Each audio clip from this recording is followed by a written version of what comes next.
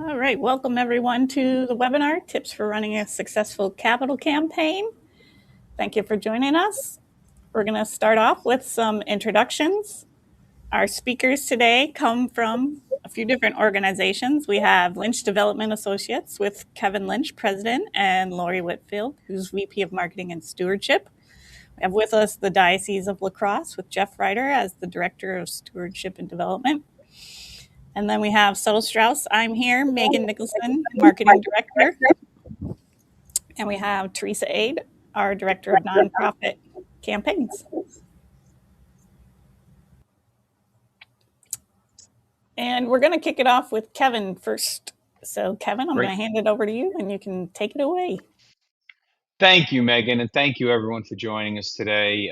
Wherever you're coming from around the country, we've been experiencing some interesting weather this year. So the new year has started off in a very interesting way. But one of the things that we wanted to do today is to share with everyone some just guidance with regard to capital campaigns, and whether you are a diocese or an institutional campaign like a high school or a seminary, or whether you're a local parish.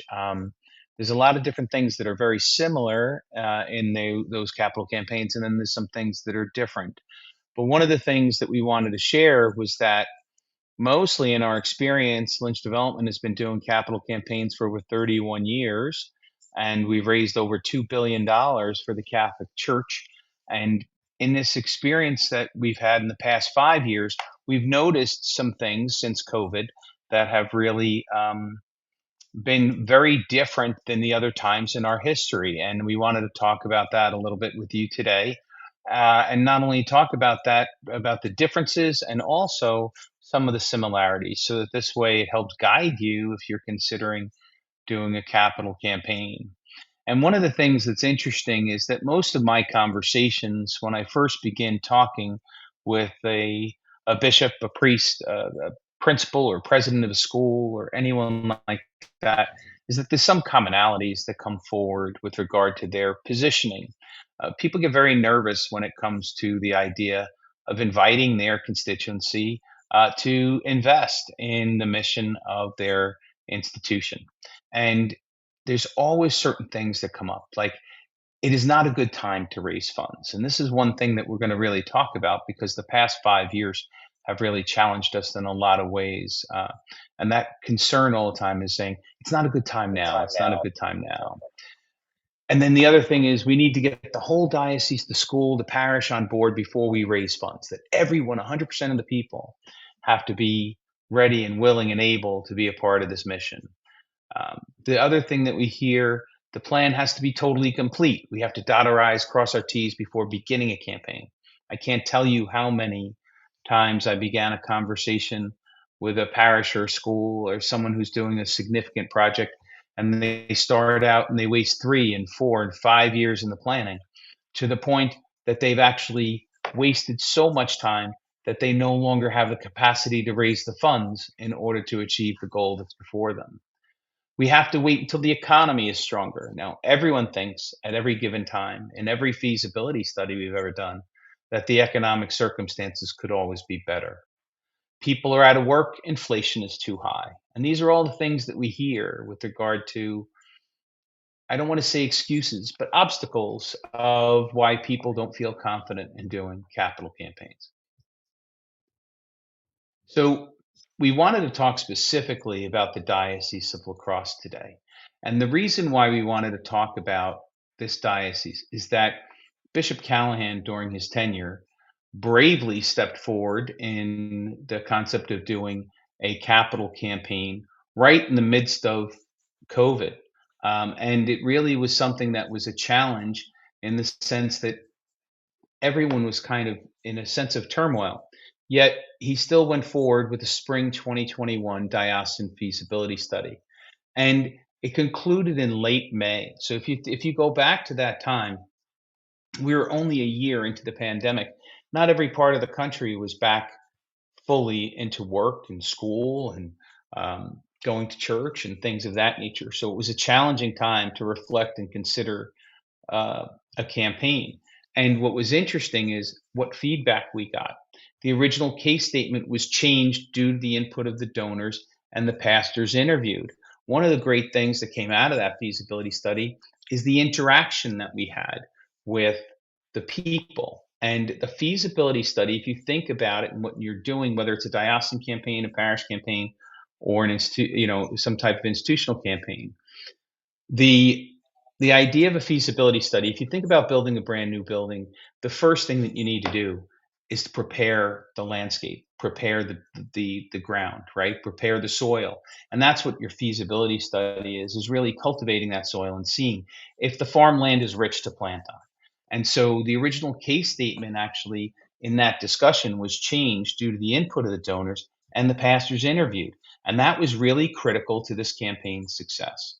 One case statement item in particular, if you could just go back the one slide, one case statement item in particular, the centralized parish and school infrastructure endowment did not test favorably, and respondents felt that having the funds go directly back to the parishes was the best solution.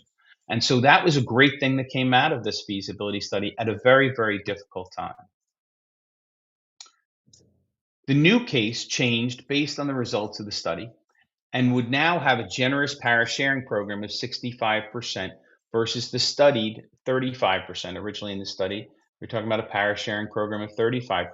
When that parish and school centralized infrastructure endowment came out of it, and they said that they wanted the monies to go back to the respective individual parishes and schools, it created a greater parish sharing program and ultimately a greater level of participation in not only the parishes, the schools, and the diocese overall. Each parish ended up being encouraged to develop their own case statement of the needs to be presented along with the diocesan case. And that the original tested goal of 45 million, because of the circumstances we're in the pandemic and people's hesitation in their mindset during the course of the feasibility study, was modified to $40 million. So what was interesting, what are the things that we want you to think about when we're talking about this was a very volatile time in our country. And during the study, the unemployment rate ranged from 6.2% to 5.8%. The Fed funds rate had dropped all the way down to 0.07 and 0.09 during this time. So there was an opportunity where people could borrow a great deal of money, yet unemployment had risen. The national median home price was $329,000 during the study. Many in real estate were referring to this as the COVID bump, as people move from larger metropolises, cities, to the suburbs and other states. So there's a big transition of how people were moving around and how real estate was impacted. The appearance was that we were getting to the other side of the pandemic, but there was still some hesitancy with regard to people coming back to Mass. And it was very dependent upon what state you were in. But in Wisconsin, even some of the pastors were concerned about the fact of whether or not their people had come back to Mass. So although when we did the study right in the middle of the pandemic, the people still said that they would respond generously to the case if it was modified. So we modified the case statement and reintroduced it to the pastors and the people. And planning began in September of 2021. So we're still only about 18 months into the pandemic at this point.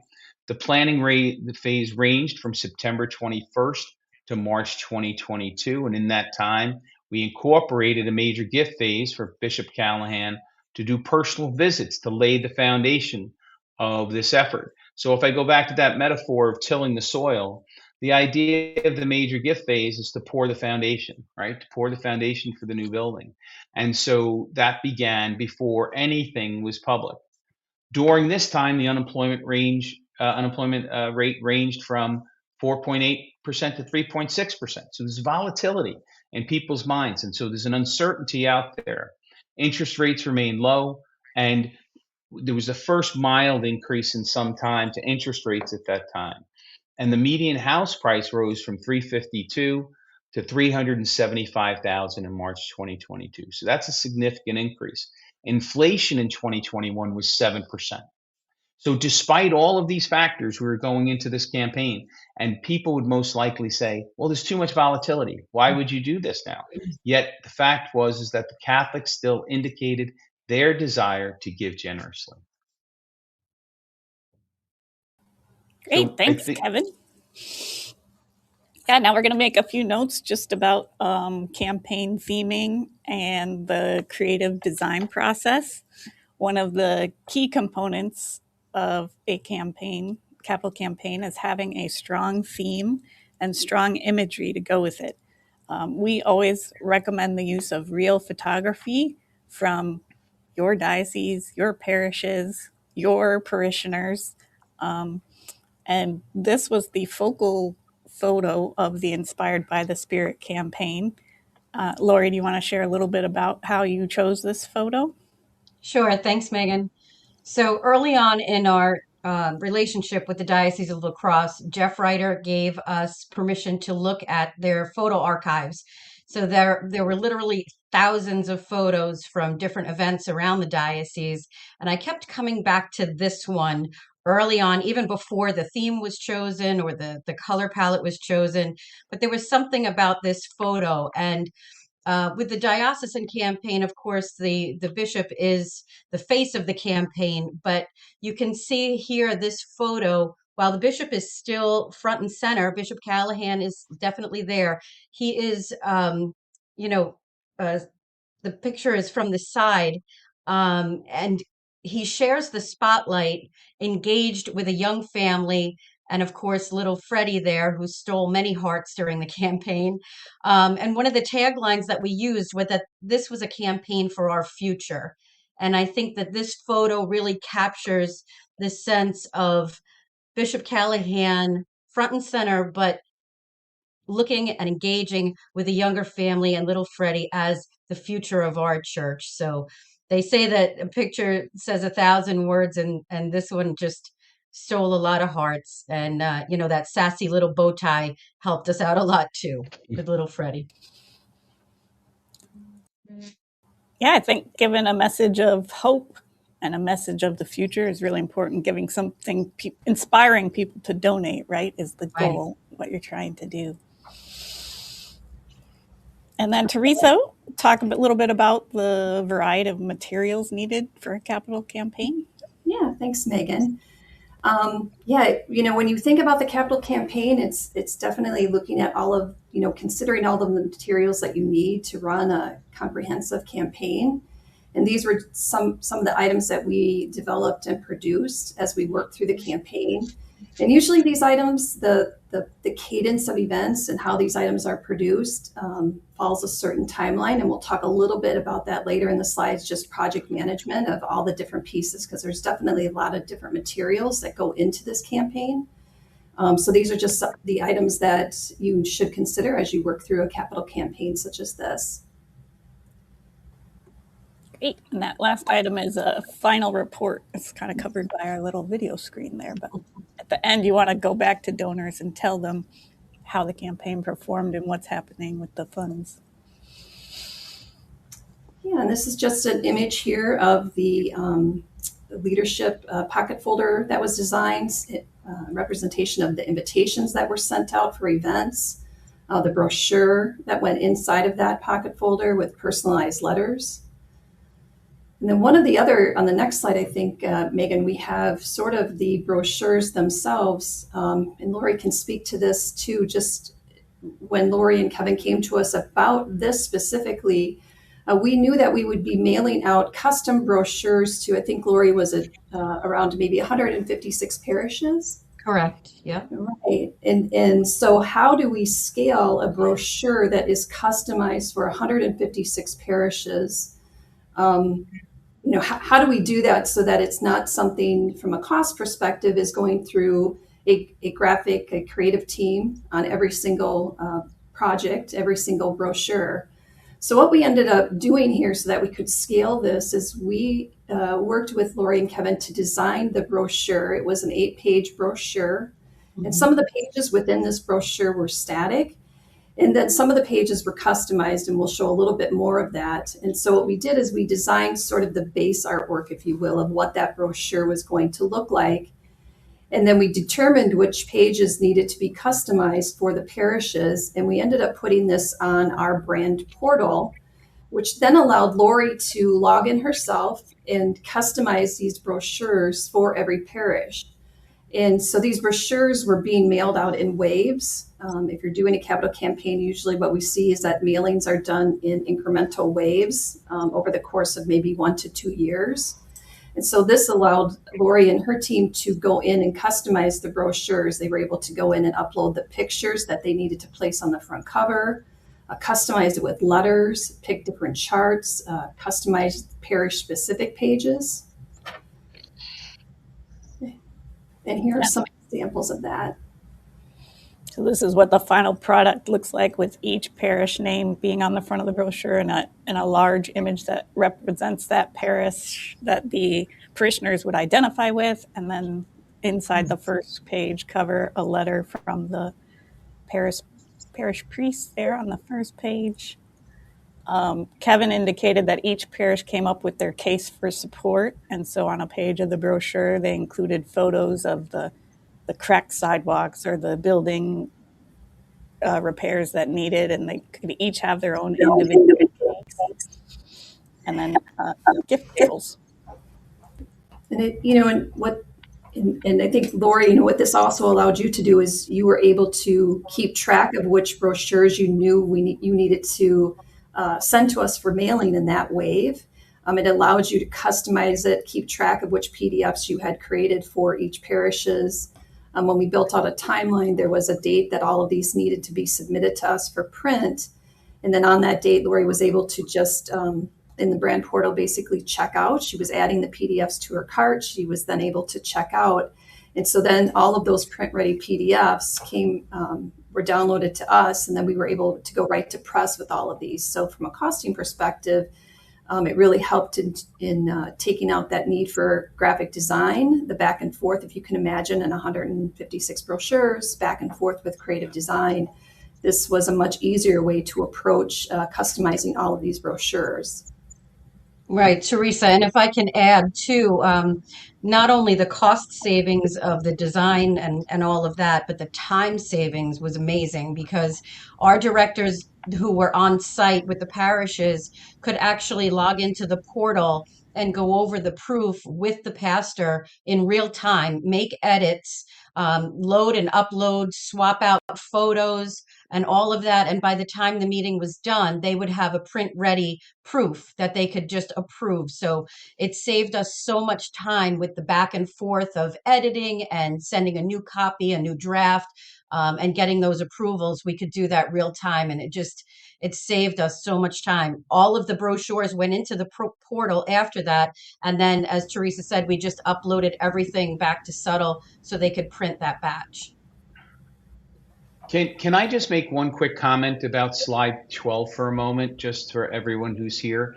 You'll notice from the branding perspective, and I have to say that Laurie, working directly with the team from Suttle-Straus, Theresa and company, really made this a very smooth process for our entire team in the field, as Laurie pointed out. But the other thing that I think was really important was how the branding was. Even here on the left-hand side, you will see that specifically, if you recall, we changed the case statement to be 65% for the parish and 35% for the diocesan case. You'll notice the branding on the front cover of the brochure, that the parish would put their selected picture on the front, and it would be a larger portion automatically as an expression of the percentage of the case statement that the parish was receiving a larger portion than the diocese in this particular case statement.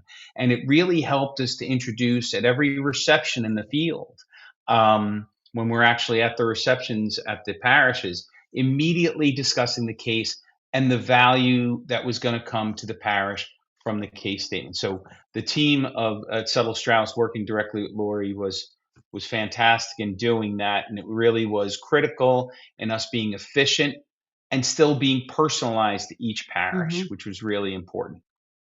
Right. And just to add to that too, Kevin, the customization, from that 8-page brochure, 5 of those pages were customizable.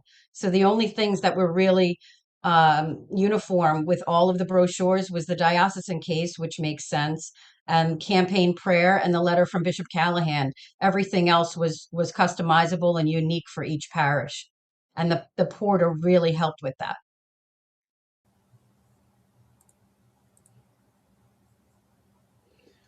Okay, so it's back to me to talk about after the materials, or as the materials were being created.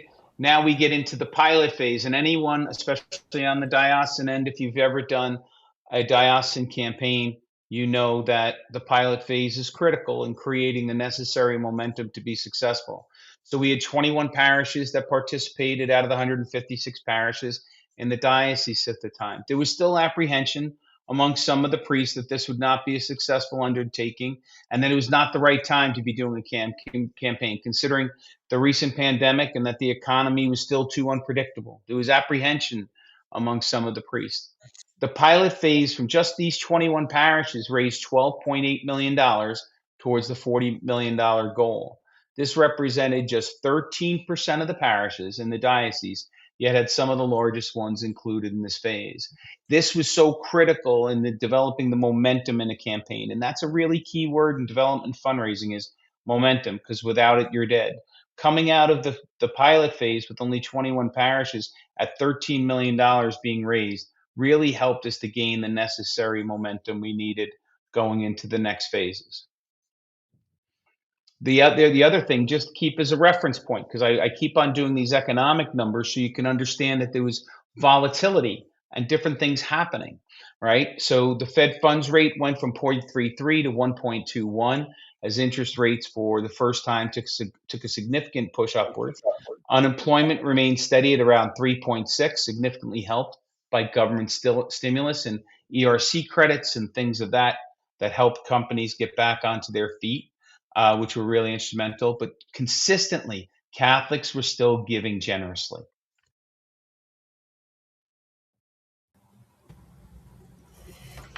And then here is that project management that I mentioned earlier with the scheduling. This is most critical in the campaign.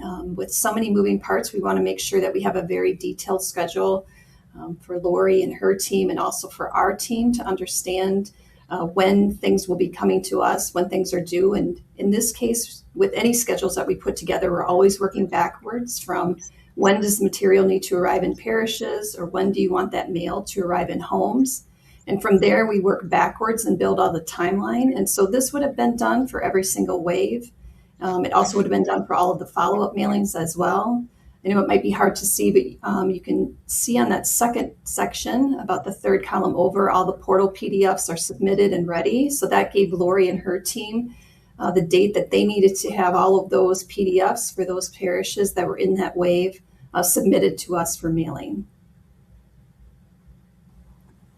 And we build these project plans for you on our side. So Theresa put this together.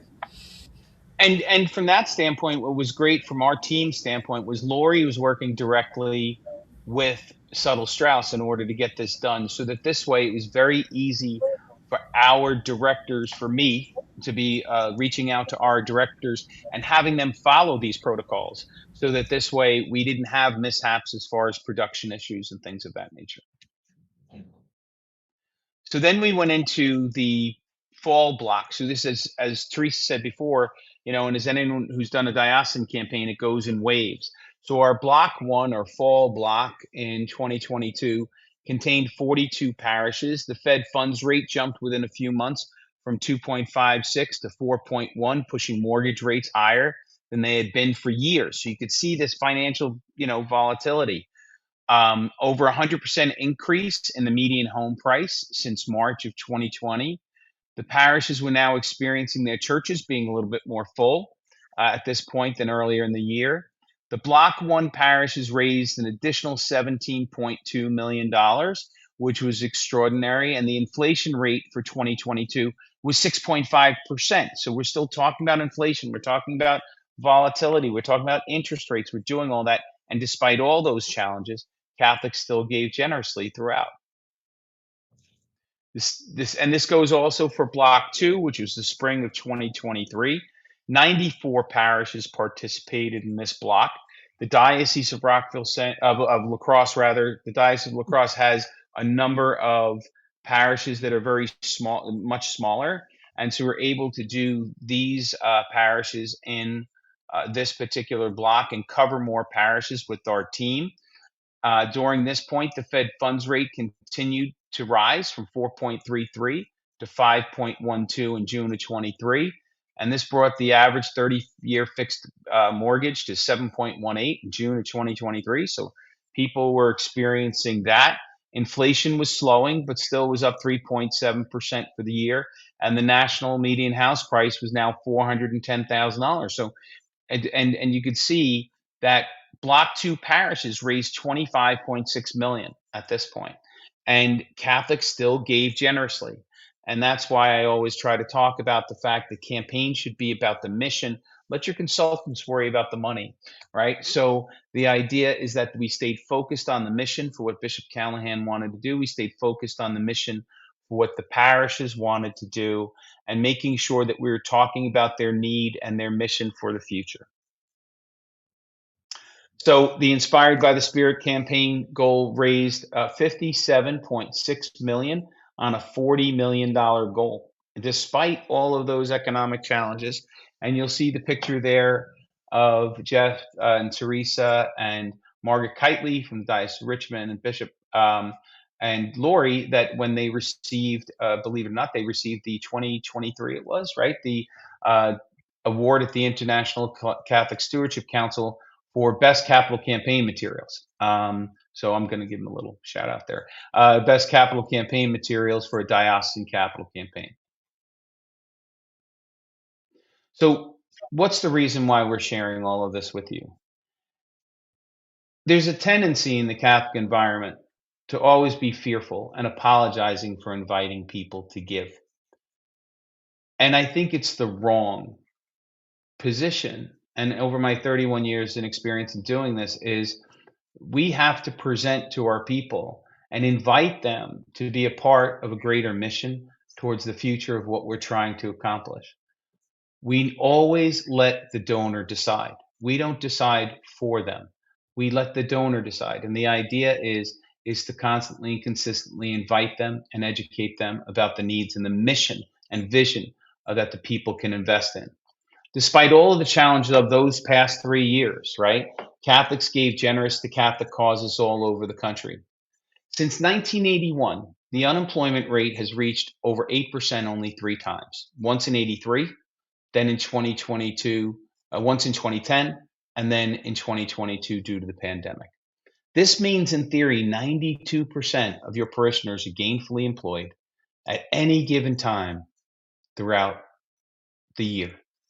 And that's why we believe that you shouldn't necessarily be thinking about, our tendency is to think about the difficulties and the challenges. What our focus should really be on is in the mission and the vision. So don't be afraid, be fearless. The greatest wealth transfer in the United States is about to begin. The previous generation that went to their eternal reward transferred $16 trillion to their children, grandchildren, and philanthropic interests. The baby boomer generation is about to transfer $81 trillion within the next decade or two to the next generations.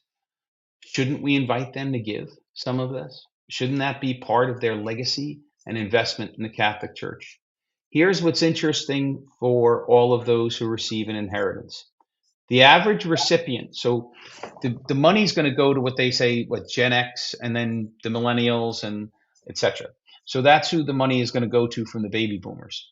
The average recipient of an inheritance, so a child, a grandchild receives $200,000 from their grandparents. The average inheritance is spent within 24 to 36 months. So when we invite parishioners who are seniors to really consider their gifts, one of the things we say to them is, as you sit down and you plan and you think about your legacy and you think about your estate, your children and your grandchildren will live very well on 95% of your estate. Maybe you can consider giving 5% to your church, your diocese, your school, whoever it might be, so that this way you could actually leave a legacy that invests in the mission of the Catholic Church moving forward. So the baby boomer generation is the most generous of all generations. And so I think this is a fantastic opportunity and a fantastic time to be thinking about that. So don't hesitate. All Catholic institutions should be looking at doing a major capital endeavor within the next 5 years, because otherwise we're going to miss this opportunity with our baby boomers who are the most generous. Hesitating will be a huge missed opportunity. Even if your diocese, school, or parish has done a campaign within the past 5 to 7 years, and you have completed or are near completing the redemption phase, you should be planning your next one. Okay, you should be planning and going into the next one. So even if you did a 5-year campaign somewhere, you should be taking a year or 2 off, or 3, and preparing in that time for planning for the next one, because the needs are going to continue to grow. And as you can see from the presentation, there's really no bad time to do a campaign. If we went through a pandemic that was a once in 100-year century, basically, time frame to do that, you really should think about the fact that if we could do it there and during that period, it could really have a great opportunity. Okay. I put a little poll up on the screen. Let us know if you're currently planning a capital campaign, and we'll share the results with the audience. That is the end of our presentation. If you have any questions, you can drop them into the chat and we can answer them here. Or if you would like to ask questions privately, I put everyone's contact information up on the final slide. Everyone attending will receive a copy of this recorded presentation, and we can get you a copy of the slides if needed. And does any of our speakers have any final thoughts? If not, well, first of all, I just want to say thank you, Megan, for putting this together, and thank you, Theresa, and thank you, Laurie, as always. Laurie's my right-hand person at Lynch Development, but I want to thank you for being a great partner. And we've actually done a few different campaigns now with Suttle-Straus, because the working relationship is very strong and very seamless. And we've been able to effectively communicate the mission of the church through our common work. So it's been a great opportunity and honor to work with you. Thank you, Kevin, for trusting us with your campaigns. All right, we don't have any questions live, so I guess we'll say goodbye and reach out to us if you have any needs in the future. Thanks, everyone, for attending today. Thank you. Thank you all.